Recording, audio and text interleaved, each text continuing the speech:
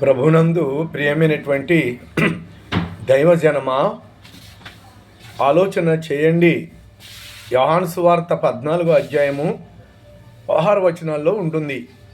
ఏమని ఉంటుందంటే, ప్రభువు స్వయంగా చెప్పారు, నేనే మార్గమును, నేనే సత్యమును, నేనే జీవమునై ఉన్నాను.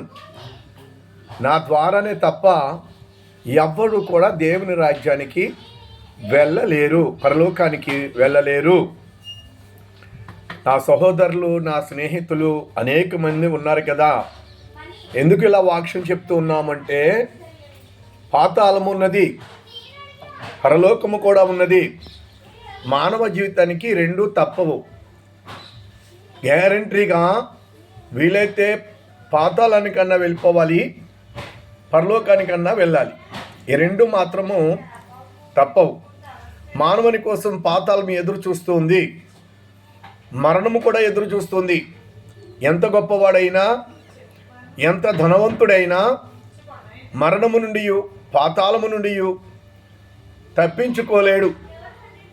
కాబట్టి నా సహోదరులైన వారు, నా బంధువులైన వారు, తోటి మానవులమైన మనమందరము కూడా నరకాగ్ని గుండానికి వెళ్ళిపోవటం నాకు ఇష్టం లేక తెలియజేస్తానన్నమాట. చనిపోయిన తర్వాత పాతాళము లోపల ఉన్నటువంటి నరకానికైనా వెళ్ళాలి, లేకపోతే పరలోకానికైనా వెళ్ళాలి. ఏదో ఒకటి తప్పనిసరిగా సంభవిస్తుంది. కాబట్టి భయపడి వాటి నుండి తప్పించుకోవాలంటే ప్రభువైన యేసుక్రీస్తు వారు ఒక్కరే మార్గం. నేనే మార్గము, నేనే సత్యము, నేనే జీవం. ఆయన ఒక్కడే తప్పించగలుగుతాడు. ఆయనలోనే జీవం ఉంది. ఆయన స్వర్గానికి పాలకుడు,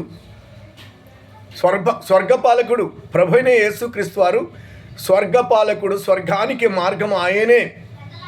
తప్పించాలి కదా. మరి నాకు తెలిసిన విషయాన్ని ఇతరులకు చెప్పినప్పుడు వారు కూడా చనిపోయిన తర్వాత మానవుల ఆత్మ ఈ రెండు స్థలాలలోకి ఎక్కడో ఒక చోటికి వెళ్ళక తప్పదు. పాతాళము తప్పదు, పరలోకము తప్పదు.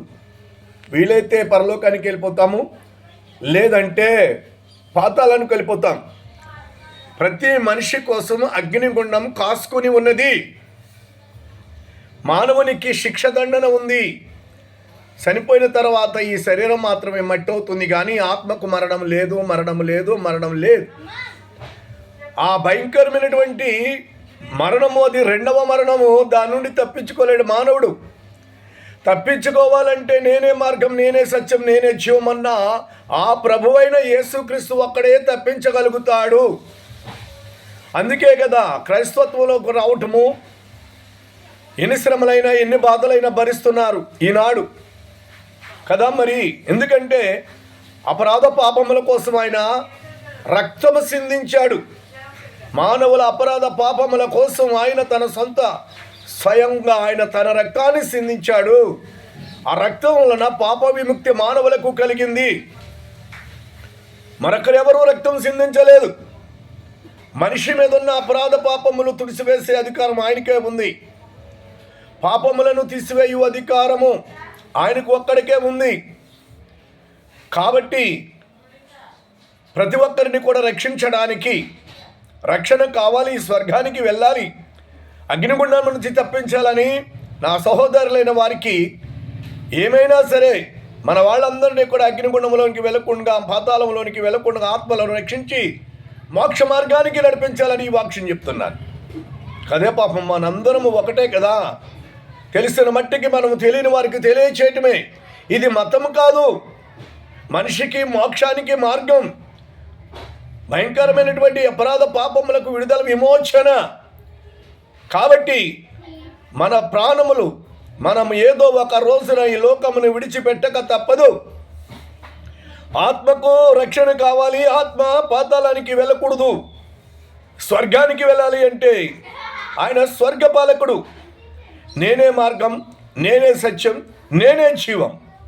ఆయనను బట్టి మనము శ్రమను తప్పించుకోగలుగుతాం, అగ్నిగుండమును తప్పించుకోగలుగుతాం. కాబట్టి నమ్మి ప్రభువు యొక్క మార్గమై ఉన్నాడని, ఆ మార్గము యేసేనని నమ్మండి.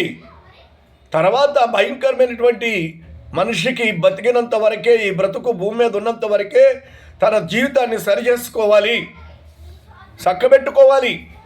ఇక చనిపోయిన తర్వాత ఆత్మకు రక్షణ దొరకదు.